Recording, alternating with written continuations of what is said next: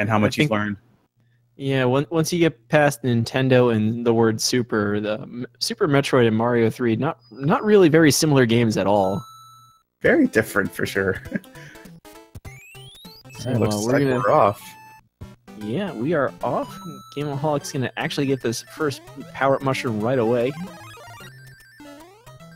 1-1 is, you see Horsedad here executing kind of the traditional speed strat. It's a lot harder than it actually looks, at least to get consistently. So not too surprised to see Gameaholic just kind of go through 1-1. He's moving with purpose. 1-1 is just one of those levels where it looks like it's a very easy level, but it's very hard to pull off speedrunning wise. Like you would have to execute P-speed, and then as you saw Horsedad execute like the duck jumps, like right on the Koopa, and it pretty much shot him upward into the clouds. And it's pretty difficult strat to do. It's usually a big reset pointer at that moment. Definitely. Fortunately, even though it's a reset point, stage 1. Horsedad also getting P-speed in 1-2 and 1-4-1. Those P-speed gets are actually not that easy to get. Yeah, I thought he was going to go for the waffle jump there, but he kind of took a second thought and just kind of pulled back just a little bit so he could retain P-speed.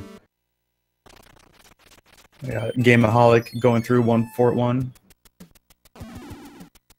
Taking it a little safer than usual. Grabbing the leaf. And you should get P-speed and then climb right up to the ceiling. I guess this is as good a time as any to explain, because I think we might have a lot of viewers who aren't too familiar with the Mario 3 speedrun. We're pretty early in this tournament. You see Gameaholic and Horsedad have gotten that whistle out of the first fortress. This is Warpless, but getting the whistle is the fastest way through the fortress. It just means you have that whistle haunting you in your inventory the entire game. And it's always going to remain on the first spot, too. Yeah, it's just sitting there daring you to, disqualify yourself. Yeah, let's just say I actually did have that happen to me before. Well, I've seen it happen on Bowser's Castle on the map. It's not pretty. That's definitely not good. You also see Horsedad intentionally. Gameaholic seemed to want to keep his tail, but Horsedad intentionally losing it.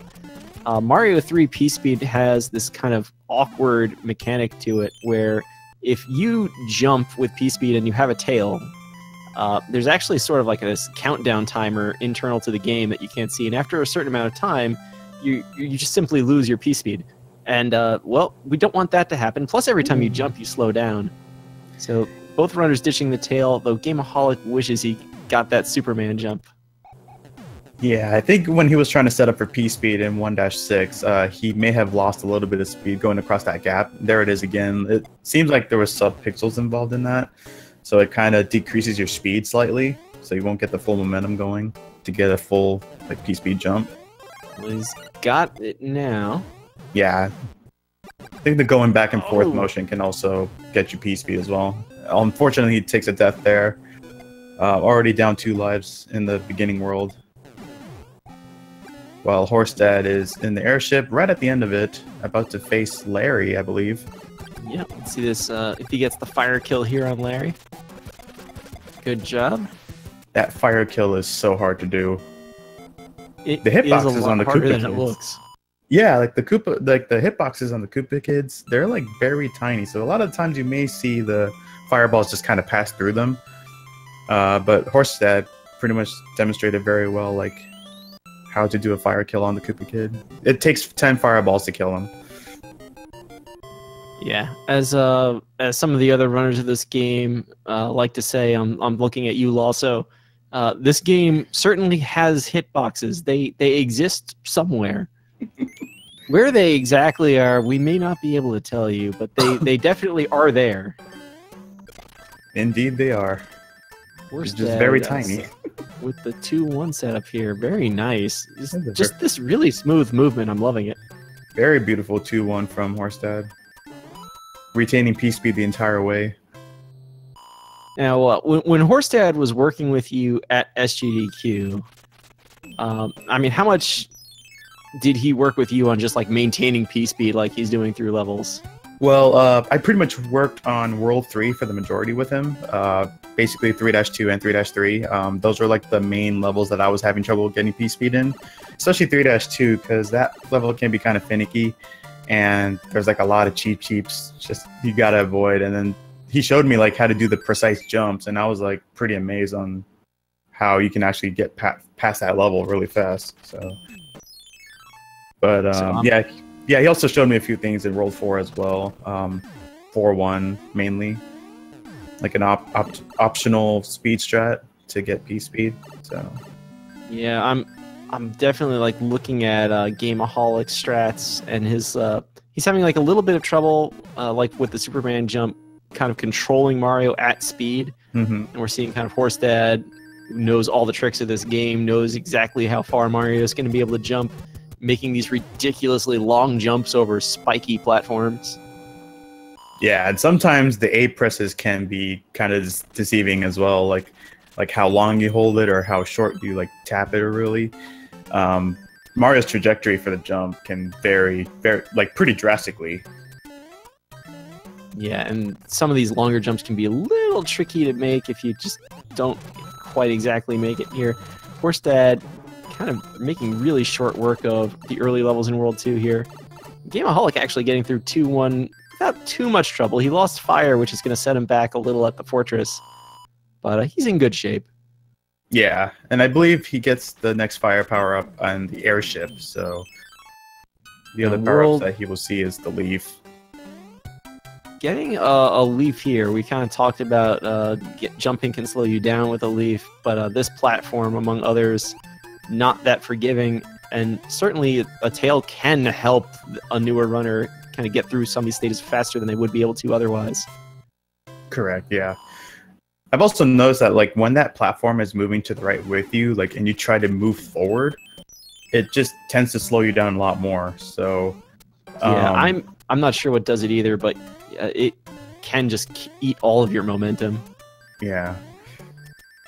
All right, so we did see Gameaholic pick up 3 star cards, so that gives him a 5-up, which is a pretty good thing in terms of lives, but it is not good in a speedrunning scene because it does cost time to watch the cutscene of the fireworks go off and the 5-up. Yeah, that fresh 5-up, good for his life count because he's been having some trouble, but like you said, very long animation. So, the hammer there Horsedad just picked up.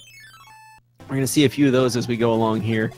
Hammers in this vanilla Mario 3, only usable to break a few rocks on the map, but some of those rocks kind of let you get around levels. Unfortunately, we didn't get to see anybody skip 3 levels here in World 2 with the so-called early hammer. So that hammer we're going to see get put to use in World 4. We'll see a couple more in World 6. Hammer Brothers in this game, that's a lot of the RNG at the top levels. The music box that Horsedad was basically forced to get there with that Hammer Brother moving over towards him. There's only a few of these that you actually want to get. The rest, I mean, it's always it's not a bad idea to fight them if you're not sure, but if you're going for the best times, you definitely want to kind of limit which ones you get. Gameaholic getting a little caught there with that Koopa shell, but escaping 2-3. Yeah, that Koopa shell can be pretty tricky when you're trying to kick it across and trying to break the blocks. He's about to enter the sun stage. And you see that angry sun. Horsedad just kind of making his way along the auto-scroller. Alright, let's see how Gameaholic is handling this sun stage here. Oh! Get caught up by the paratrooper. Ouch. There are a few spots in this game where, especially when you're kind of new to the game, you might not be sure exactly what the pattern is going to be of those Paracoopas, and you can kind of get stuck, especially when you're trying to go fast, right? I'm sure a lot of us going casually, you know, we just kind of stop and deal with the Paracoopa, but gotta go fast. Yeah, the Paracoopas, you just kind of try to jump over them as best as you can, especially with that sun hovering around and just swooping down below, left to right. Now, we didn't talk about this with Larry. We'll mention it here with Morton. So Horsedad kind of landed and immediately started shooting fireballs kind of exactly the way he wanted to there to take care of Morton. sure you'll hear more about this as the tournament rolls along, but I believe the RNG for the Koopaling is set by the amount of time it takes you to take your last movement on the map to the castle. So if you know where you're going from, and as long as you can move along the map without messing up, you know what pattern you're going to get. So Horsedad able to make short work of Morton there. Yeah, the map movement is pretty crucial too. As you mentioned before with the RNG with the Koopalings, any kind of bonk will just kind of set the patterns slightly different. So you may expect one pattern, but then you end up getting a different pattern. So map movement is very crucial. Good 3-1 for Horsedad, just going along the top. Not much to that stage. Gameaholic here in the pyramid. We already saw Horsedad go through it. Believe it or not, it's still faster to not get a tail on the stage and to just use the shells optimally. Here's 3-2, actually, for Horsedad. You were talking about this earlier. Yeah, the way that is so smooth, how he moved right from obtaining P speed. That is so hard to do. Normally, it's based on subpixels, I believe. Like when you jump on that first platform, there's like a certain point where you gotta wait for it to come down in order to jump on it, and then while it's going back up, you'll actually gain momentum of P speed, and then towards the next platform he jumps on, he can actually get P speed before the last block of the platform. I'm just staring at all of that 3-3. 3-3, obviously, for those familiar with the game, of course, has Boss Bass, the giant fish that will just kind of swallow Mario whole. Obviously, you don't want to die on those levels just from like missing a jump and getting caught in the water, but you know, just going fearlessly over all those platforms. I do have to call out Horsedad for not going for the third door glitch. Either saves like 2 seconds or loses like 20. So. Third door. 9 doors in that fortress. If you're not familiar with it, 6th door goes the boom boom. Most of the rest go into the water. I think the 9th one takes you to a 1-up if that's your cup of tea. I believe so, yeah. Okay, looks like he's going after the runaway bro. Oh, we should talk about runaway bros. Yeah, okay, so in World 3, that bro on the right side of the screen, he has a tendency of running away, meaning like he goes off screen to the right.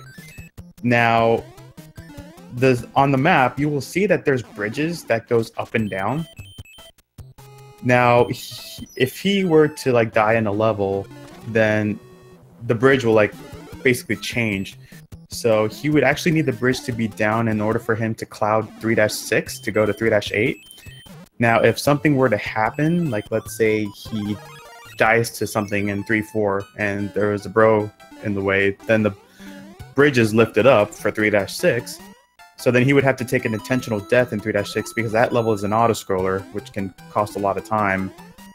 And the only drawback to that is he will not have fire for the remainder of the world, unless he grabs it in 3-8, or possibly 3-9 if he doesn't go for the H jump.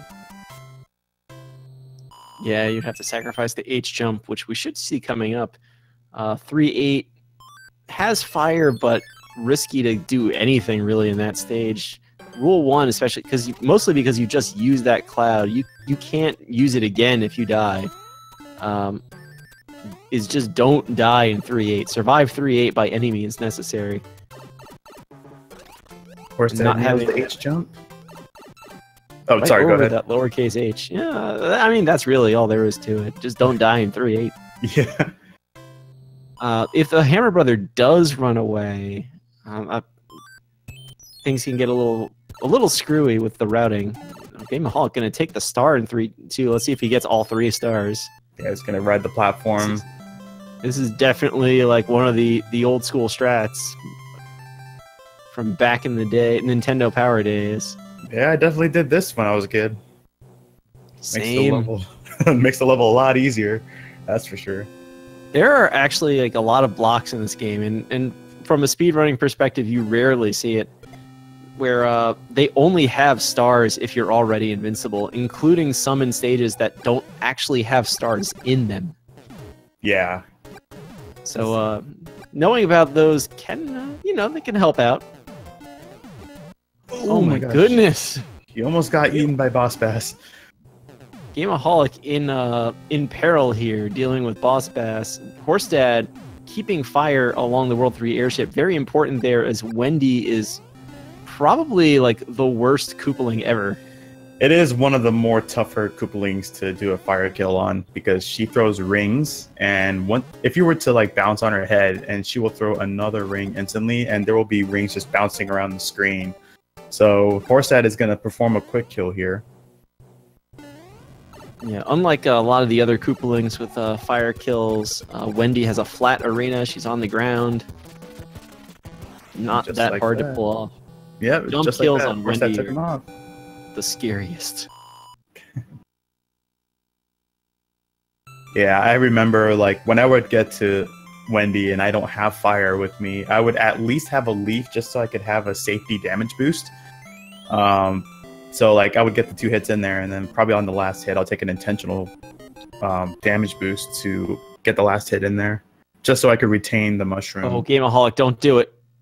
Okay, good. So Gameaholic has 55 coins, and by hitting 2 Hammer Brothers, got up to 50 points.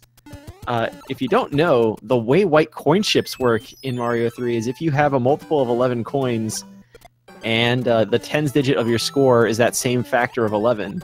Well, it goes with 11. You know what I'm trying to say here. Yeah, yeah.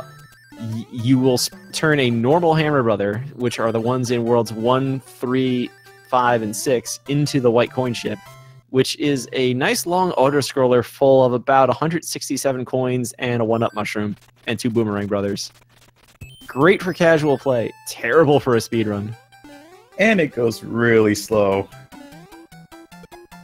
So generally for that, don't walk around with your coin total being a multiple of 11. And if it is a multiple of 11, keep an eye on the tens digit of your score, including keeping in mind that when time runs out at the bottom, gets added to your score at the end of a stage, it's 50 points per second. So you can actually change that tens digit that way. Yeah. For better or worse. Okay, he's going to be using the cloud to get past 3-6 and go to 3-8.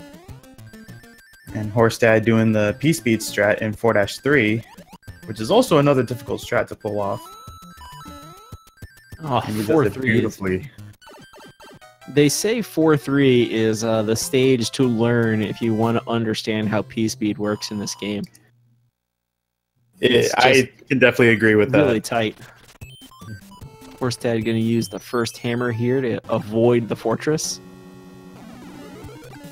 This Gameaholic does get through 3-8. Well done. That's good. First rule of the speedrun, don't die in 3-8. Alright, Horsedad's in 4-4. Yo, Gameaholic jumped the H, too.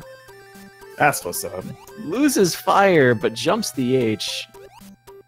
Okay. It's a little sketchy there. Okay.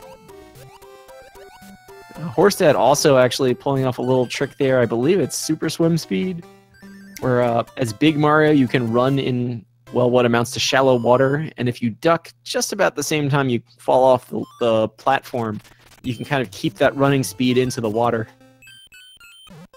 Alright, looks like he opts to use the music box here to put the bros to sleep. Yeah, I kind of talked a little bit earlier about runners not wanting to fight every Hammer Brother if they can avoid it. And generally in Worlds 4 or 5, you pick your pair of bros and you just use a music box to put them asleep and skip them. The 2 on the ground World 5 and the 2 at the end of World 4, both together have each a P-Wing and a star. You only need one of those 2 P-Wings. Granted, there's no harm in getting extra P-Wings for the beginner. Stars generally, 1 or 2 stars is good for even an experienced runner, but generally you don't really need them. Gameaholic really hurting here, getting through Wendy's airship, and he's going to have to battle her small now. That's a very rough spot to be in. Horsedad skipping the Hammer Brother with the kind of scroll, if you're buffer scroll, if you're holding direction on the D-pad, even if you're on top of a Hammer Brother, you can move on the map. I don't think that works on this NES version, so that's a NES exclusive thing. So Gameaholic's got to pull through here because for those who know Mario 3, if should he fall, that airship's going to go to a random spot on the map, and it could end up behind levels he hasn't cleared yet. All right. Looks like he got through just fine. He jumps to get the wand. Ill-advised, Strat. Ill-advised. That could be out of excitement. Who knows? World 4 airship, where Horsedad is. First of all, it's the slowest level in the game. It actually scrolls half as fast as all of the other, well, most of the other airships. So this is generally your coffee break during the run. That said, it does have 11 coins on it, so you can reset your coin count to a number that is nowhere near a multiple of 11. So it is, easy for you to not get a coin ship in World 5. You can manipulate that to be whatever, distance from a multiple of 11 you want. 0 doesn't count. And, just so that as you're going through World 5, you're not going to see it. All right, so we got a Gameaholic going through 4-1 here. 4-1's actually a really tricky level to kind of generate P-speed in and then keep it. It's kind of a weird strat involving carrying a Koopa shell towards the waterfall. And of course, you've got this giant gap at the end that can be a little scary. Yeah, that's like one of the strats you can do in 4-1. Another strat is that if you have fire, you can basically shoot I believe it's the Piranha Plant and the Goomba at the very start of the level. And you can also shoot the Koopa that you would normally carry. And if you get enough, I guess the triangles on the P meter, so if you get like roughly up to 6, you can actually avoid the green Koopa that's bouncing. And just like basically bop his head and then just kind of go through that waterfall that's coming through the pipes and then just go the top route with P-speed intact. Gameaholic escaping some Cheep Cheeps that are jumping at him. Tries to stopping it, not get the star. But if you run at full speed directly at the card at the end of the level and jump into it, 99% of the time you're going to get a star just because it's always the same pattern and you're running at a pretty constant speed at that point. Yeah. So you stop, you try to get it, but at that point it's still basically random. So, well, 1-ups at least for Gameaholic. It's got a good cushion on lives right now. Gameaholic there, kind of using that fall off the top ledge, shooting 2 fireball strat to take care of... What are those, nippers? I forget the name of those little, like, white piranha plants all the time. I believe they're nippers. I could be wrong, though. Okay, so Horsedad, as you saw him, he did bounce off that music box, or music block, rather. If he were to fall off of that, that would have been a very catastrophic thing in a speedrun. Shame. Yeah, it's like the second half of that level. In my opinion, I don't think it's even speedrunnable, to be honest. There's like just so many things in there. I believe it was Cujo Oglub said during our showcase race that actually kind of worked on a speed strat for that section. I know somebody has definitely done it. And the speed strat, however good it actually is, it turns out it's still faster to just redo the entire level. Oh, so like take it into and to do that speed strat. Like they tried. Gameaholic unable to kind of go the top route there. Horsedad going through Ground Fort, which is a pretty simple and fun P-speed level to go through. Horsedad's going to skip both the World 4 and the World 5 P-Wings. That's kind of interesting. I wonder what he's going to go for here. So he's, I believe this makes him short a P-Wing as we go along. Gameaholic trying to not get sniped. Let's go.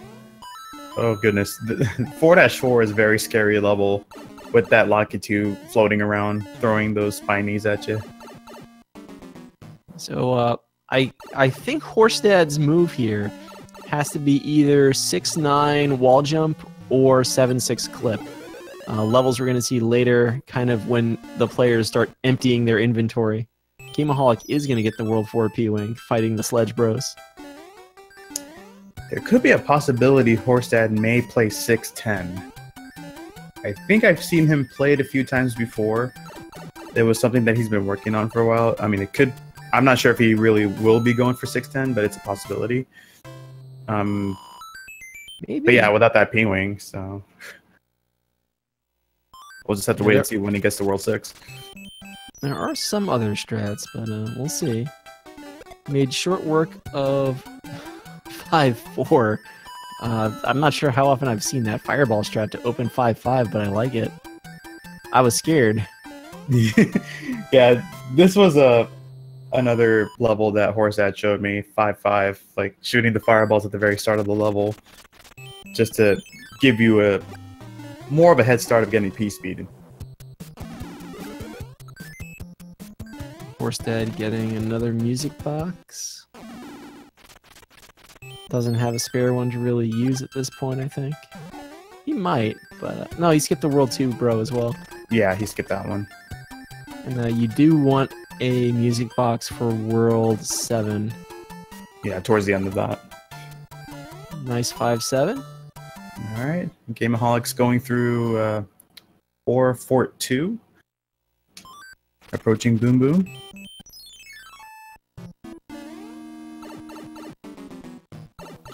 This is Sky Fort, as Glib likes to say. Most of World 5 in the sky is kind of suspended above one giant abyss that you need to not fall into, except this level, which is in fact encased in lava instead. I kind of wonder how that even works. Bowser has an amazing interior decorator. You really have to try them out sometime. Yeah, I could use some decorating over here. I'm not sure about lava, but hey. I mean, I don't know what the speedrunner needs in their home more than a lava ceiling. Right. Also, required to point out here, Nintendo Power's own strategy guide claims it is impossible to get through 5-8 without getting hit. Good job, Horsedad, proving him wrong. Whoever wrote that, for shame. You just gotta call him out on that every time. 5-9, often mistakenly referred to as the worst level in the game. It actually isn't that good of a level. It's a diagonal auto-scroller with some really awkward jumps. Best to not even really talk about it very much more. Roy's airship is right here. Yeah, I mean, we're never going to see it, so... You hope you never see it. True. Roy, as a Koopaling, can kind of shake the ground like the Sledge Brothers when he slams into the ground, stunning Mario, and it's actually really easy for the video game to decide to stunlock Mario and just end your run, except this is a race. And of course, we kind of mentioned earlier, the airship can go to weird spots on the map behind levels. It might end up behind 5-9. Convert up. The other possibility is that Hammer Brother might end up on the other side of 5-9 in the sky, so your Mario's respawn position will be on the other side of 5-9, and if it goes anywhere else, you have to clear 5-9 to retreat. Yeah. And Supersonic, we've got the question in chat. Everyone's favorite Mario 3 question: why is jumping for the wand bad? Well, basically, if you were to jump and grab the wand, you'll kind of see that Mario, while he's like kind of descending, it takes a little longer for it to transition to the next scene. If you grab it like right at the ground, it'll actually take Mario a shorter time to basically get past to the next scene. It is worth noting that the TAS, with its amazing ability to find wall jump pixels at the drop of a hat, does get the wand at the very top of the screen as soon as possible. That's kind of the exception to that rule, since Mario does speed up a little as he falls, but you have to be at the very top of the screen, which most players without a P-Wing will not be able to do. So Horsedad using that second hammer here right away. getting another one right back from that Hammer Brother, but he skipped the first 3 stages of World 6, even if he would have only had to complete 2 of them. World 6 Fortress 1 is kind of interesting. There is a star about most of the way through this level. And we're going to see how Boom Boom fares against invincibility.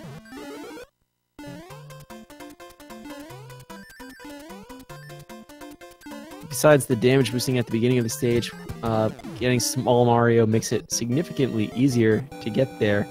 Gameaholic, I think, despawned a note block? How did that Oh no, he broke a brick. Oh no. He broke a brick. And that is unfortunate. You're going to get to see the bottom of this level, everybody. The one thing about it is that you can, as you're kind of stumbling through this bottom half, just pick up ice blocks. I'm pretty sure this level is meant to teach you about ice blocks. And just keep picking them up and throwing them, and you should be okay. You want to talk about 6-5? Alright, 6-5. So there is a despawn that you can do in the stage. As you see Horsedad, he tail whips, what are those enemies called? The block throwers? I don't even know what those beetles are. I don't know what they're called either. But he kills 2 of them, and then if he runs down the hill and jumps, he can despawn one of those nippers that are up on the ceiling. There is actually a way to do a double despawn as well, but it's actually much more difficult to pull that off, so he just mainly went for the single despawn. And if he didn't do that, then he would have to grab a Koopa shell and then just fly up there and basically toss it at those guys. 6-5, a level that requires you to fly to reach the exit, and that's the first P-Wing we'll see get used in the run. Fortunately, immediately after it, really once these Hammer Brothers stop attacking you, you do need to get that cloud from one of them. Unfortunately, Horsedad has to fight both, but 6 Fort 2 here has some tail strats, which we haven't seen very many of yet in the run. Takes an intentional damage boost because he doesn't want to keep the tail at the end of the level. Meanwhile, Gameaholic is fighting a Hammer Bro here. Let's see, is this the P-Wing on the ground? No, it's a star. I believe power-ups are... whether or not a Hammer Brother has power-ups is determined by the dot on the map they are on. I believe so, yes. And it's pretty much always in either the middle brick of the bottom row or the last brick of the bottom row. Horsedad with another H jump. Jumping the big H. Can he dodge the stars? Yeah, mushrooms. Alright, someone in the chat said that those guys that throw blocks are called Buster Beetles. I guess we'll go with Buster Beetles. Oh, 6'10". I had a feeling he was going to go for 6'10". I know the level casually. I'm not at all familiar with the speed strat here. It's like you can get Fire Flower in this level, and wow, he's just going right through it. Kept P-Speed the entire way. Took a little more time than 6'9" would have, but then again, he had a Hammer Brothers worth of time to basically, you know, spend there. And for his efforts, he now has a Fire Flower. World 6, the only world with 3 fortresses.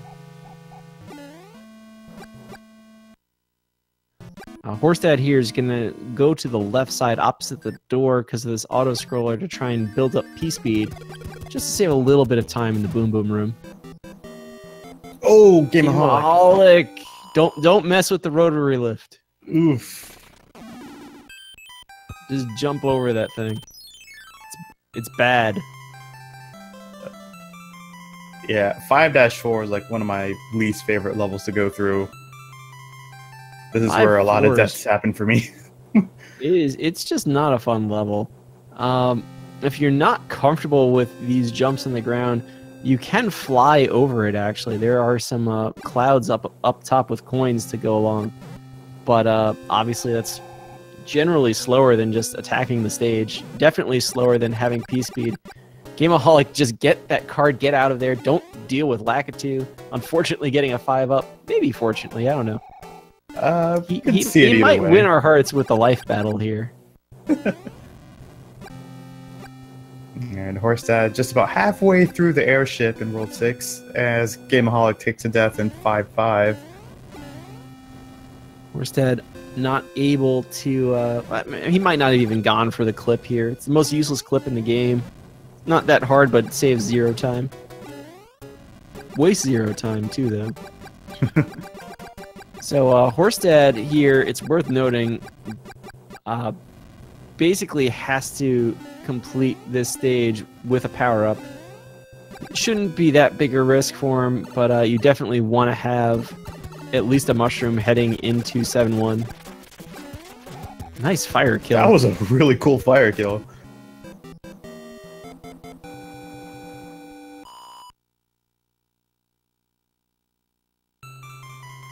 Just using the spinning shell animation to just bounce on the Koopaling and just shoot fireballs right at it.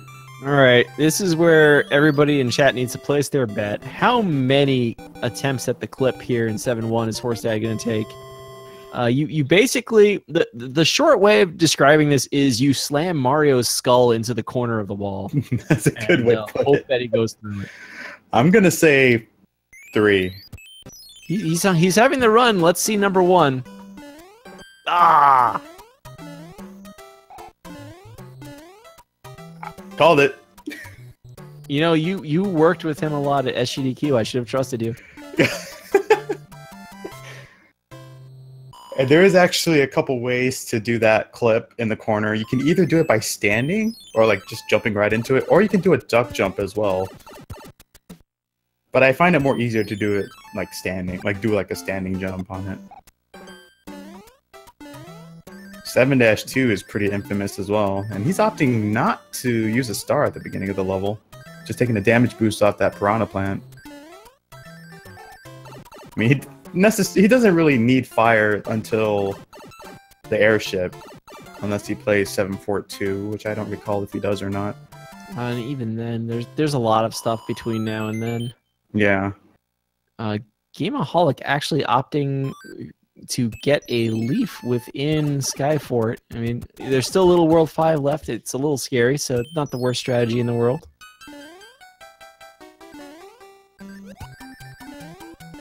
Alright, Horsedad's in 7-3 with P-Speed.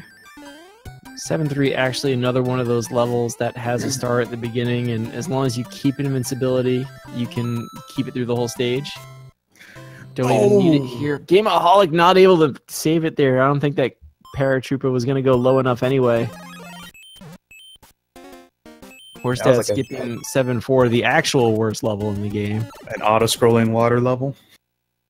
Why? Just why? Especially when you swim, and like if you like walk on the ground or something while in the water, you move a lot slower. It's like you're swimming in Jello. Horsedad using a P-Wing here in 7-1. It is another one of these puzzle levels. There is actually a Tanuki suit buried somewhere in that level, but it's really slow to get. And well, you need to fly to clear the level, so P-Wing is the way to go. And he's going to P-Wing 7-6 as well. Alright, Gameaholic getting through 5-8. It's a bad stage. Gameaholic skipping the allegedly worst stage in the game in 5-9. And he's going to have to stay alive here. Otherwise, he'll have to play 5-9 if he dies. I guess it's Gameaholic and he plays Super Metroid. I guess I should call it the worst room in the game.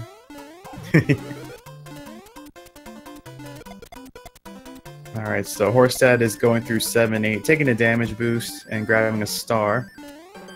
Not to get touching that hammer suit. Yeah, it looks like he doesn't need the hammer suit. I think that means you're right about 7-9 as opposed to the fort. Yeah. 7-6 can be clipped through exactly like 7-1 can be. You just have less running room to get there, so it's harder to do than 7-1.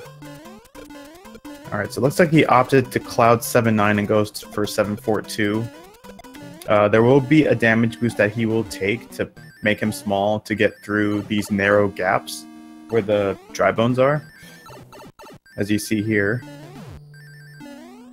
And the good thing about doing that is there are actually 2 power-ups in the airship that he will be going into, and it is actually the longest airship in the game, so he will have an opportunity to get fire back for Ludwig or Ludwig. Either one works. There's that other music box to put the piranha plant to sleep on the map. If you decide to cloud the fort, it's worth noting, use the music box before you use the cloud. I think there's something weird that happens there. And I would not want to tempt fate. Just use the music box first. Yes. Okay, so we have a question in chat asking, can 7-6 be clipped through even in tasks? You can clip 7-6 as well. Probably you just might not have enough running room, but it's still possible to clip into that corner. And yeah, the other question there in chat, Warpless really only refers to using those warp whistles and entering the warp zone, as well as like a wrong warp like the credits warp. I'm sure a lot of people are familiar with the 7-1 credits warp in this game. You can still skip levels, whether by cloud or by map movement or whatever else. If you're looking to see every level in the game, check out 100% Run. Okay, so we got Gameaholic entering the first fortress of World 6. He's gonna ride the platform. While Horsedad is, I would say, maybe what, roughly halfway through the airship? We're about halfway through here when we get to these sort of, I don't know, mini ships. Yeah. Gameaholic, I think, is looking for the star, wants to get it. He's gonna try to get the star kill on Boom Boom. Probably not get it, though, without P-Speed from being big. Oh, and he misses the door. No, he's going back for the power-up. If he's not going to kill Boom Boom, he wants to have a third power-up. Can't blame him. Mm-hmm.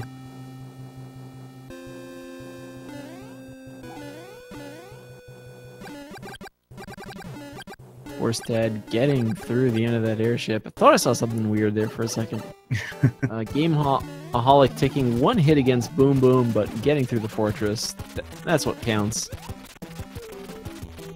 Alright, so it looks like Horsedad is not going for the fire kill on Ludwig. He just stomps on his head 3 times and grabs the wand at the ground.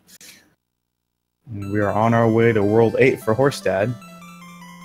I see Losso's out there in chat, and I've got to ask, how long is World 8? Horstad's actually on a pretty good pace here. I think there's we might hopefully see a very low 50 here from Horsedad. Gameaholic getting through 6-4. Alright, it's entering the first airship. Or auto-scroller. First tank, rather. You know, World 8 is the world of auto-scrollers. Yeah, that's why you don't see a lot of people playing any % no wrong warp. You know, the any % no wrong warp, just the sort of get through the game category. Gotta play through 4 airships and hope you don't get any hands. It's true. Gameaholic working on stomping just this Koopa here to fly up with it. This is sort of the intended way to clear 6-5. Take that Koopa shell up there to clear out the nipper, so you can also clear out the bricks.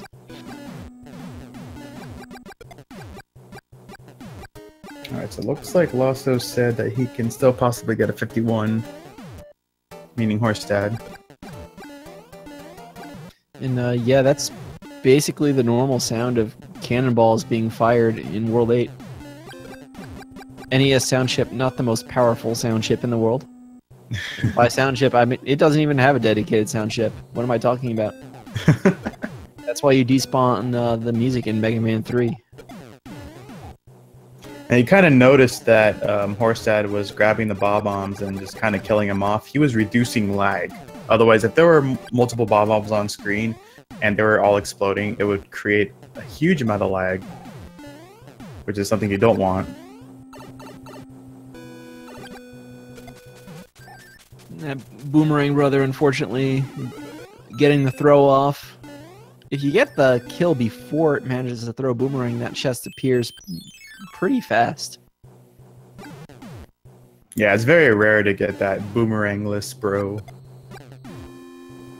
Gameaholic had a really weird jump there. It looked like he was stuck inside the platform.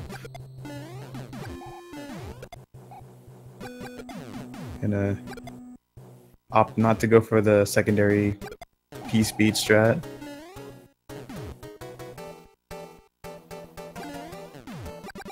Horsedad not taking the swim here, just kind of going above it. Yeah, you can actually swim in that water. You can go underneath the ship and just kind of avoid the level entirely. But it's also kind of pretty narrow too, because there is actually a possible chance you can just go down into the pit of the water and just die. Yeah, I mean, it's a little risky to go down there. Yeah.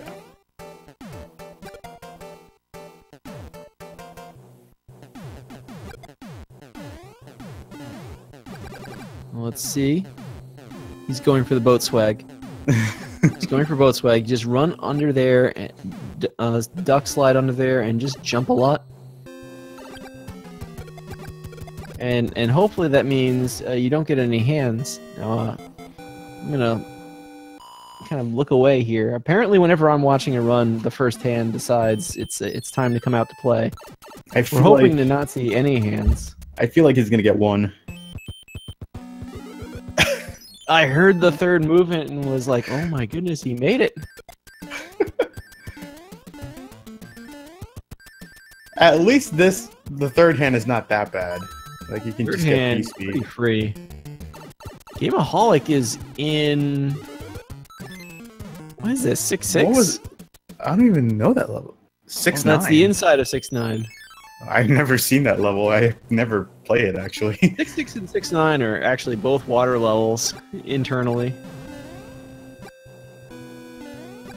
6-9's a really weird one.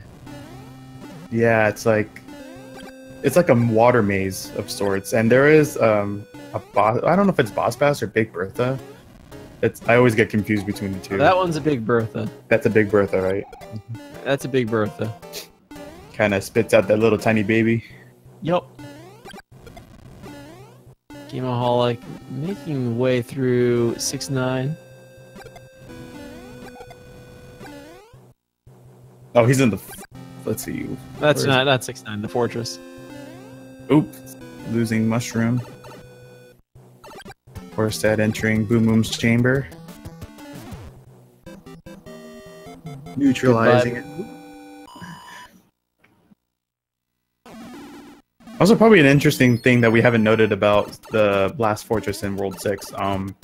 The way how a lot of runners go to the left side of the screen while the auto-scroller's going up, they get P-speed, and then they can just enter the door from basically Mario's cap. Like, you can enter the door that way. It has a very weird hitbox. Beautiful 8-1. 8-1 is actually one of the harder levels in the run. Yeah, he got a 290 with P-speed. That's very good. 8-2.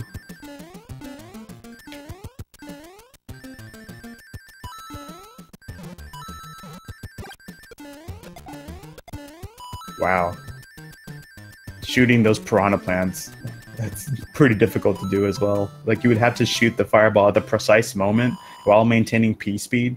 So you kind of notice that he was kind of moving left and right while landing on the pipes just to maintain his speed while shooting those piranha plants. And it's a pretty difficult strat to do. And normally I would get hit by one of those piranha plants, which wouldn't really be bad because you can actually get fire back in the fortress. So, and basically the fortress is your last chance to get Fire Flower. And if you were to get hit at any point after this level, there will be no, don't die there. Uh-oh, what did that take?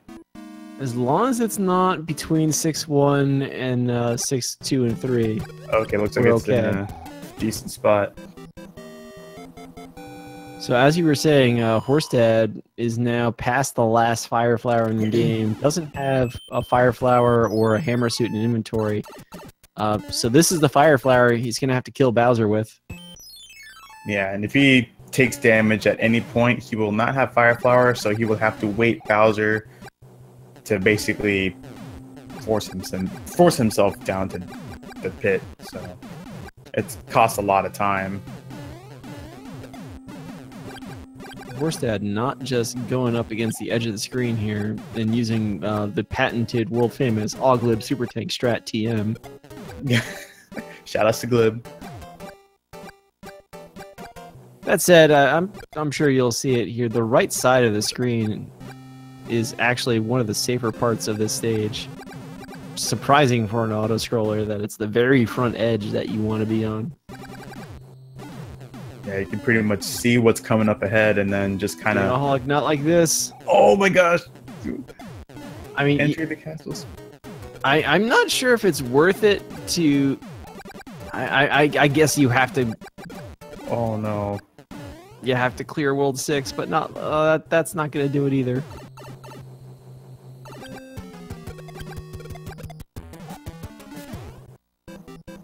Horsedad is through the final level before Bowser's Castle. All he has to do is not use the warp whistle. He's in. Not using a star, which means he has to make those jumps across the top of the laser statue, so good job. Didn't go for the clip. But he will go for this one. I'm a little disappointed. The everyman clip here. Well, really, the everybody clip. Everybody did that clip as a kid. It even says it on the strategy guide, doesn't it? I'm not sure it says that there, but... Alright, here's Bowser. There were some clips, but they didn't want to advertise, you know, all of them. So you're manipulating Bowser to kind of land in this really convenient spot. And wait for it. There we go. It's gonna be a low 52 for Horsedad. Very nice, and I'd have to double check if this game's record has actually made it into 50 or if it's still a very low 51. RaceBot has a 52.11 for him, a race PB for whatever that's worth. GG'd Horsedad. What a run. That was absolutely incredible to watch. Horsedad is basically the third hand off of this PB of a 51.40. That is just insane. Very well done. Gameaholic actually wrapping up World 6 this time has big.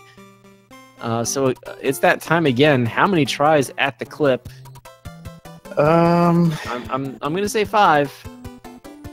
Yeah, I'll go with 5.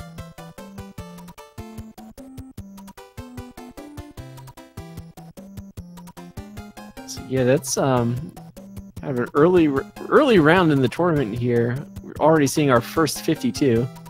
Alright, he got past 5. It's worth noting that 7-1 is a very kind of long vertical level with really slow transitioning pipes.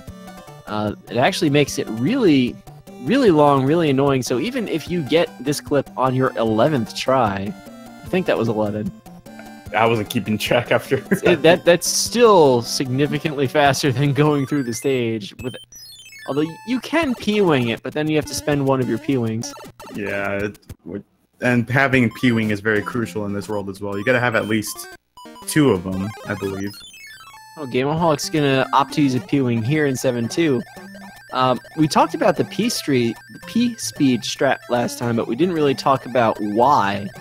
This gap right here with that Paracupa at the bottom, obviously you can't normally just jump over that. Veterans of this game know there's a lot of invisible note blocks above that chasm.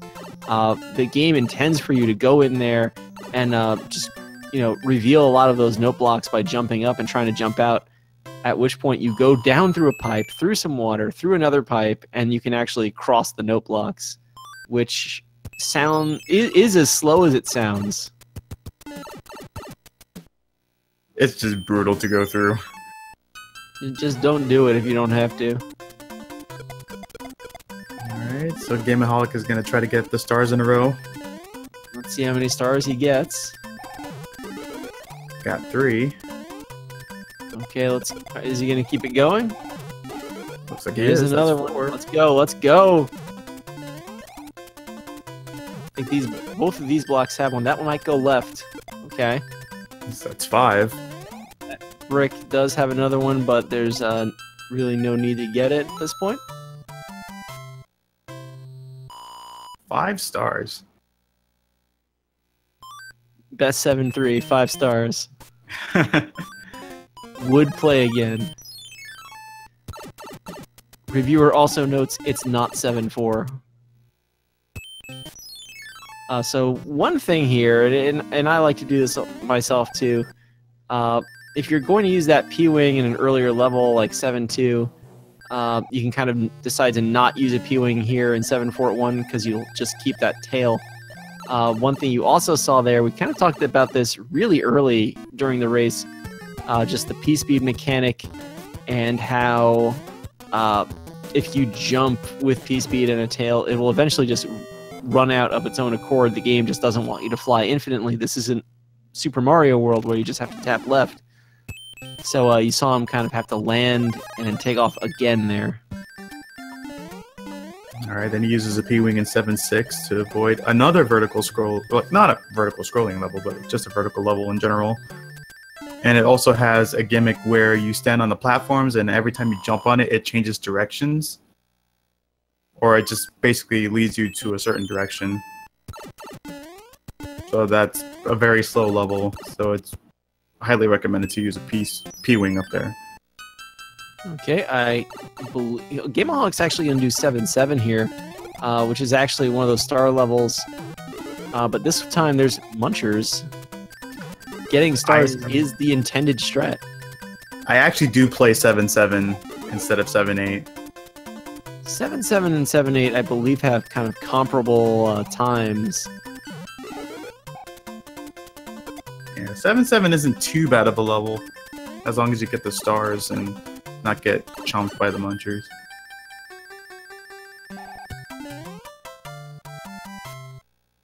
Alright, so you slow down just to avoid the star card.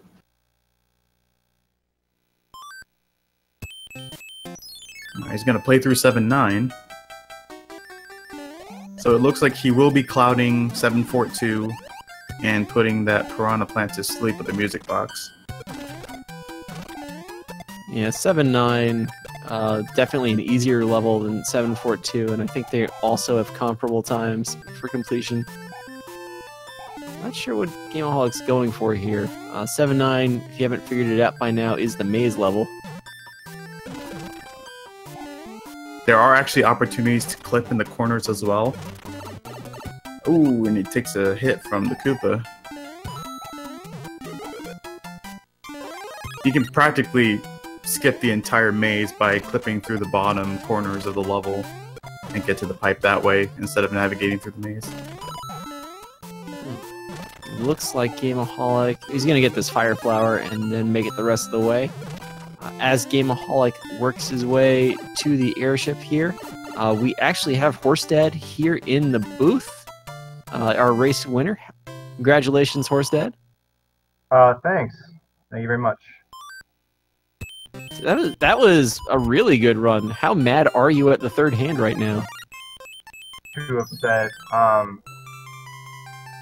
Had a nice clean run. Like, that's all you want in a tournament setting, and I played, basically. I mean, yeah, that would have been really cool if I got no hands, because I would have had a race 51. But, you know, I'm not going to complain about that run at all, by any means. Yeah, it was really good. Chat really loved it.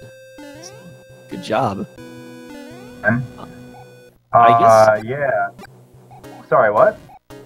No, I guess I'm looking at it. Everything looked pretty clean. I don't know if there was anything in there you specifically wanted to talk about. I guess there's only one stage I had a question about. Whenever you're ready for it.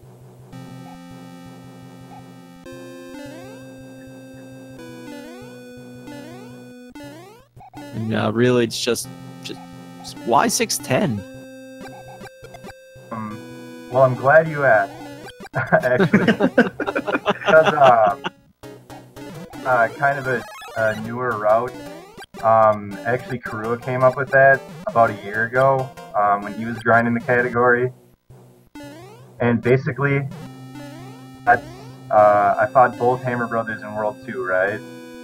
So I had that kind of extra box with me.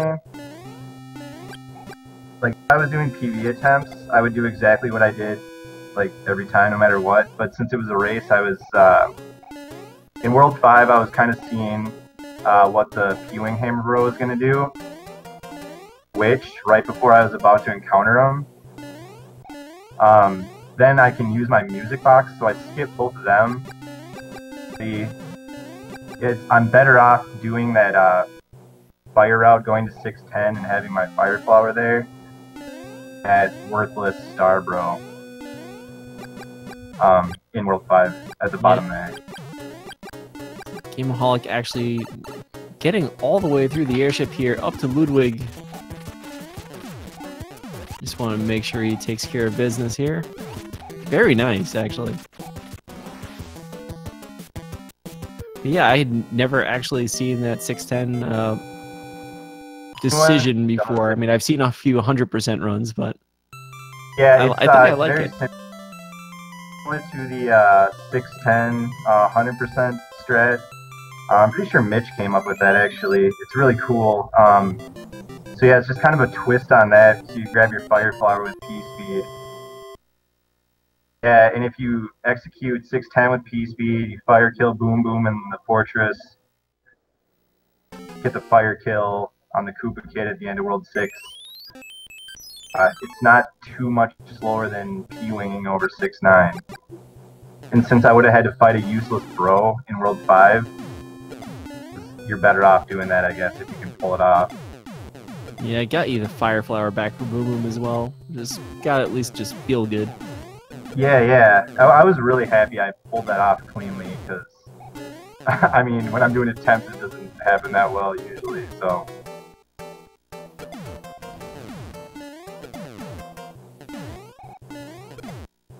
So yeah, I don't know if you want to just join us here, if you had anything else to say, or we're just going to enjoy the rest of Gameaholic's run for now.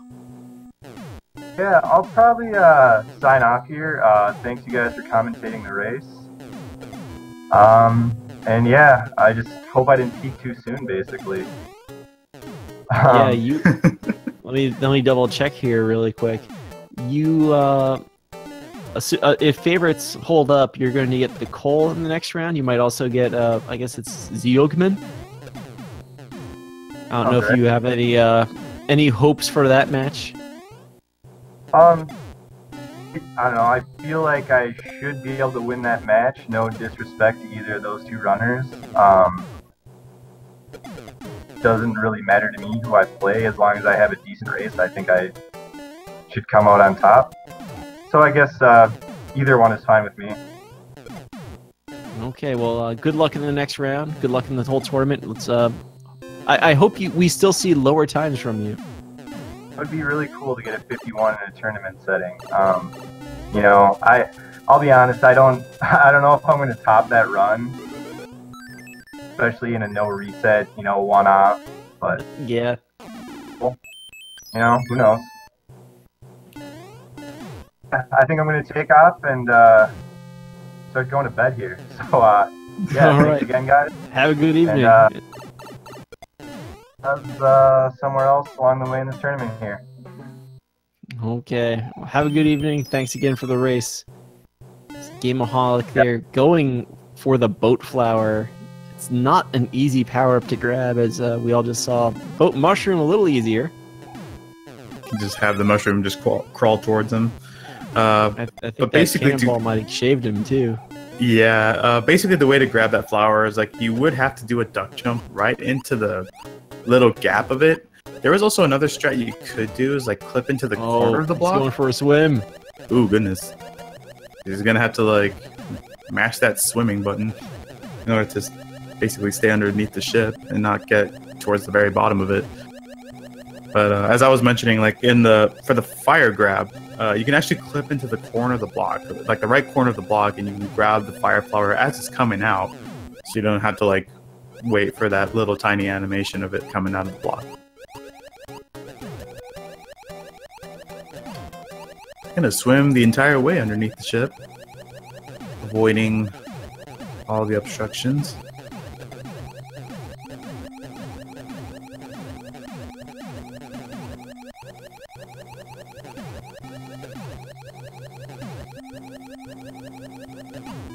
Heading right into the end here, it's got to wait for the ship just to go down slightly lower so you can jump on it. Heading into Boom Boom's lair. Getting 3 bops in there. Alright, so now we're coming up to that $1 million question. How many hands is he going to get?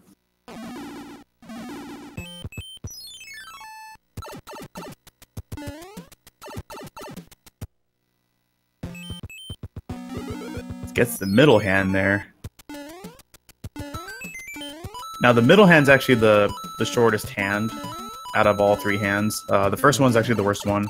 The third one, if you have a mushroom, you can actually get a fire flower in that level. And all 3 hands do contain a leaf at the end. So if he gets another hand. So whoever called 2, you're correct. Gonna have to navigate through the cheeps.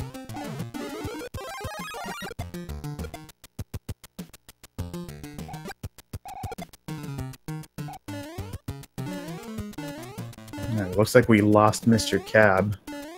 His internet cut out.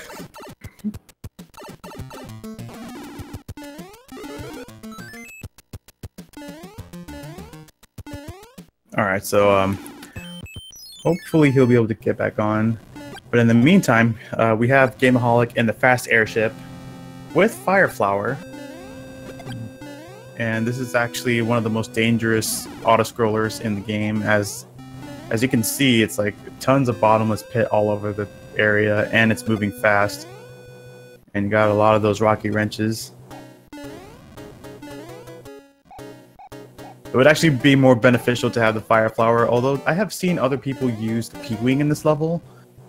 Just to kind of fly above this entire thing, just to avoid any sort of death. And unfortunately, he gets hit by a wrench, so that's going to take him back. Thankfully, to the 3rd hand, since that was the last level he completed.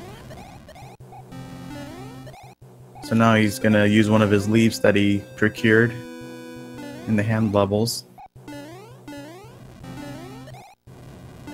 It's like this is basically one of the levels you cannot get distracted in. Like if you were to, like, let's say you're in a PB attempt or something and you kind of look away slightly, and pretty much anything can happen in this level. You can like fall off, you can get hit.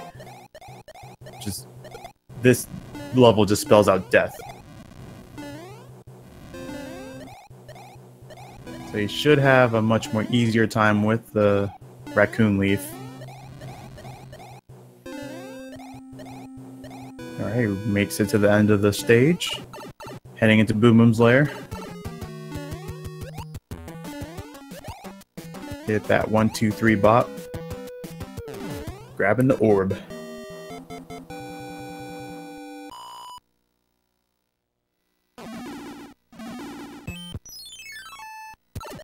Okay, as he transitions to the next part of the map, we're gonna revisit 8-1.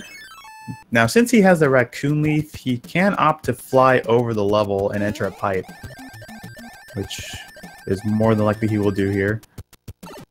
Now, this block will have 3 1-ups, which he passes. I mean, he's pretty much good on lives anyway. He has 18, so. Alright, so now the second portion of the level. He's going to take it a little cautiously here, avoiding the bullet bills and the pits. Ooh, man. That was a little scary, though. I thought when he released the A button while he was kind of floating, I thought he was going to get the bad pixel of the pipe. Alright, so 8-2. He's going to opt to sink into the sand. Now, this will actually take him to the piranha plant area when he reaches the pipe here. And there is a power-up in there. You can get a leaf or a mushroom, depending on what your state is entering the level. So he will be coming out of the second pipe of that Piranha Hill, as I like to call it. And the good thing about this particular strat is, while it's slower, it does despawn the sun that floats around. So you didn't have to worry about that. So he has 3 mushroom cards, and he ends up getting a 2-up. So I believe everybody saw like 3 different cards in the game. So you got the mushroom, the flower, and the star. So the mushroom gives you 2-up, the fire flower gives you 3-up, and the star gives you 5-up. So now heading into the fortress, getting the fire flower. Gonna navigate through this castle maze. There's like multiple doors in this fort that pretty much takes you to various areas of the level. Now while he has P-Speed active, he can make it to that very last door, which he did. Heading into Boom Boom's lair while on the conveyor belt. Opts to not shoot Boom Boom and just bops his head 3 times. Alright, he's got 2 more levels to go. Going to be transitioning to the last area of World 8. He's heading into the Super Tank level. So we're going to see if he's going to take the ceiling strat here. Just misses it. So now he's going to have to be careful to keep fire in this level. Oh! He grabbed the bomb and ends up losing the fire flower. So now he will not be able to get the fire kill on Bowser. So he's going to have to do it the old-fashioned way. That's a very unfortunate power-up loss.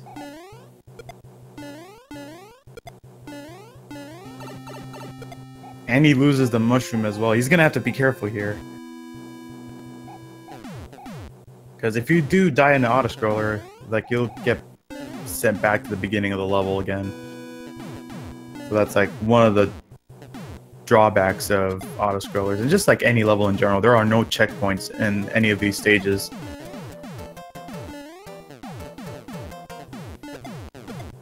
Alright, approaching the end of the level here.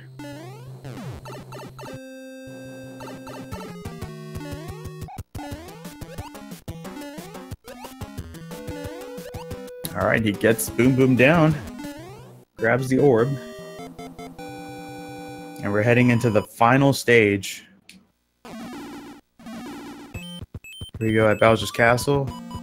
He's going to use up his hammer suit. Also puts on a star for the beginning lasers here. Now to get a Bowser kill with the hammer suit, I believe it takes 2 or 3 hammers to kill Bowser. If Losso's still here, he can correct me on that.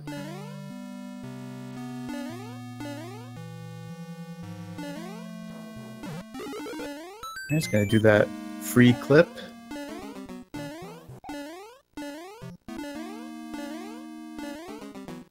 It's gonna take it very cautiously on these donut blocks here. Gonna not do the P-Speed strat in this room. Just gonna let these Bowser fires kind of fly by.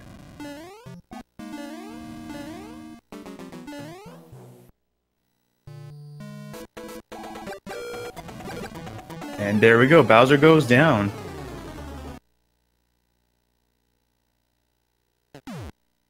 Nice hammer kill. Hey, we got Mr. Cat back. My internet came back. Just in time for the end of the race. He just finished up with the hammer kill, which I had no idea he grabbed, actually. I probably bypassed it. I completely missed it. I tried to look for it when he was going to Lemmy's airship when it was close to 6-5. Okay, yeah, I think there was a mushroom house there that you can get a hammer suit in. Yep, the Toad's house over 6-5 is guaranteed to give you a hammer suit. So you see a lot of runners stop there. It's a little slower than Fire Kill just because Toad talks a lot. but definitely it's a lot easier than keeping fire the rest of the run, especially if you have a faulty down button on your controller at the end of that fortress. Yeah. The hammer kill itself makes up a lot of that time. All right, so he finishes on his timer. Let's see, it's 1 hour, 13 minutes, and 56 seconds. What was it on RaceBot? Do you still have access to that? Sure, 1 second here. See, I'm not actually there, I think. Let me just check here, because my internet is still kind of recovering. So it's going to take me a minute to get into SRL and check that out.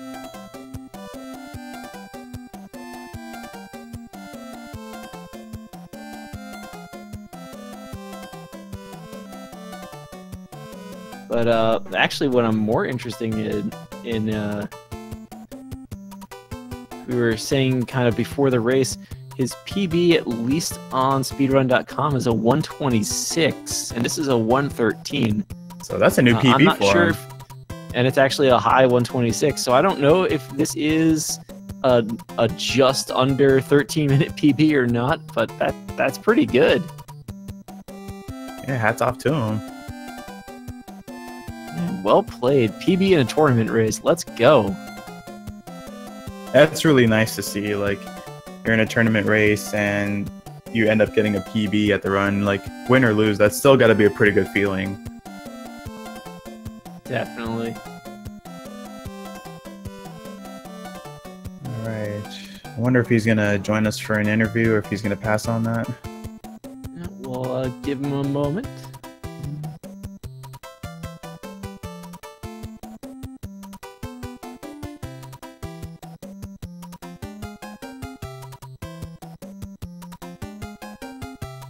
RaceBot has a 113.57, which is, at least by RaceBot, is that same amount, about a 13-minute PB. Gameaholic actually here in chat. We'll be here in just a moment. Alrighty. I'm gonna have to leave the World 8 questions up to you, though. Here's the real question. Did the first hand make an appearance? No, it did not. I wasn't around to watch. Yeah, he got second and third hand.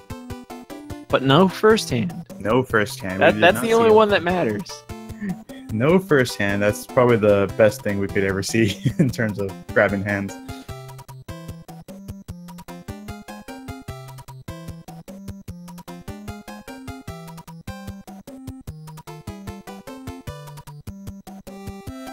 Alright, so where does that put him on the bracket? After... So the way this usually shakes out, you should be facing the loser of the same match that Horsedad gets the winner of. Let's see. And that's exactly how it works out.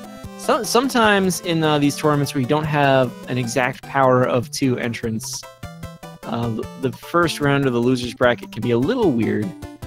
But they are matched up against each other. Okay, here we go. So, loser of 14.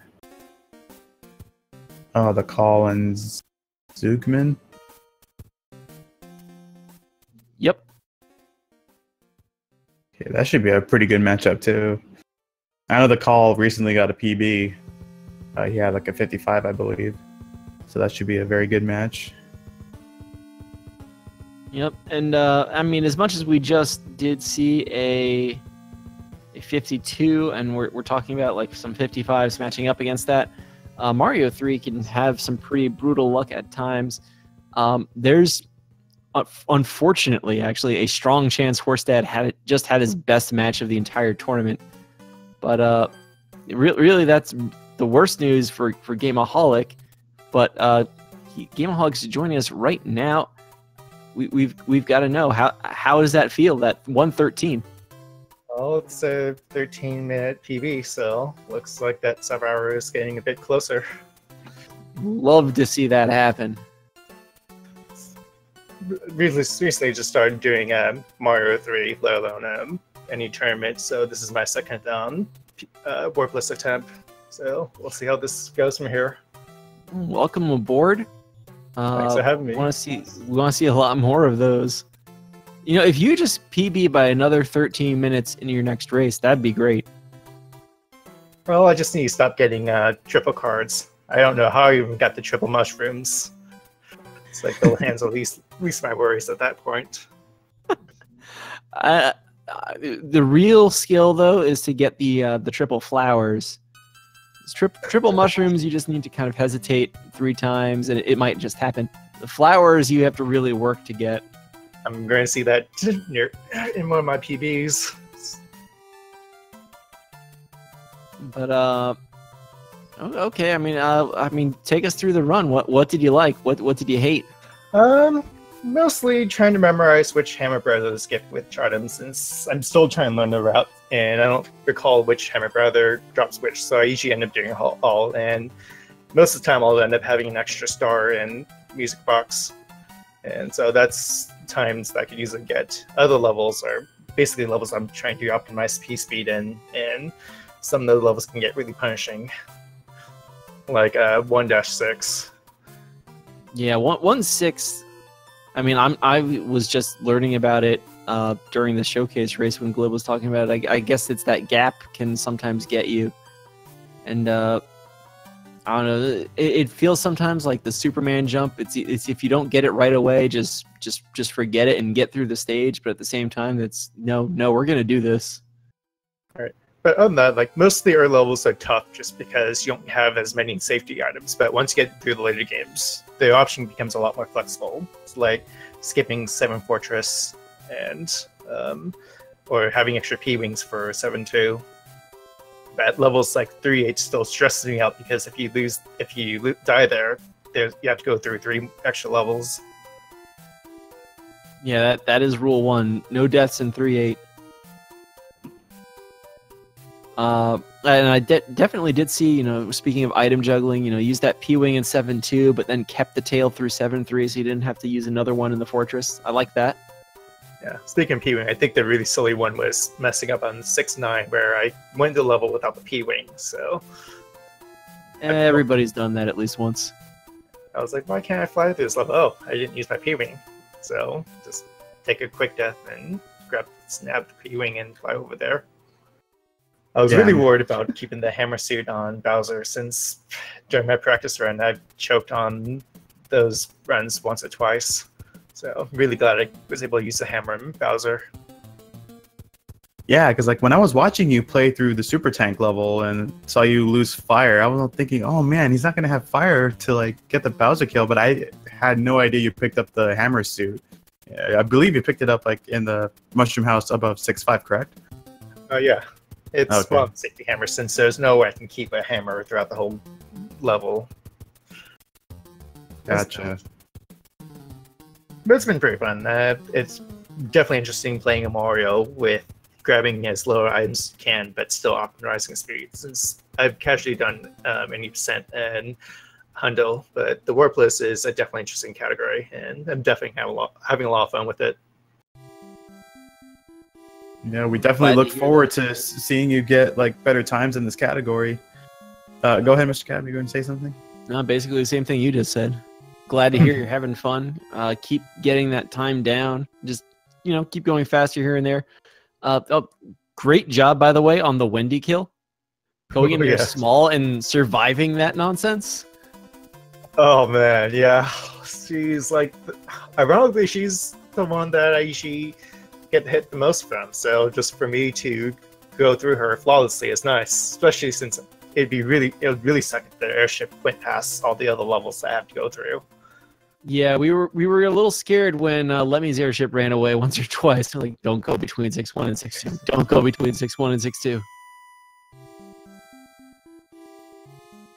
But again, yeah, thanks for having me, and thanks for the match. And I'm definitely looking forward to the rest of this journey. Yep. Your next matchup, I believe we figured out, is whoever loses the match between the Call and Zugman. Both of them like kind of seeds in the mid to high teens. That 113 though, I'm sure that's going to be a little lower by the time that match rolls around. So just good luck and keep working on it. All right. Well, thanks again, and thanks for the commentaries. All right, have a good night.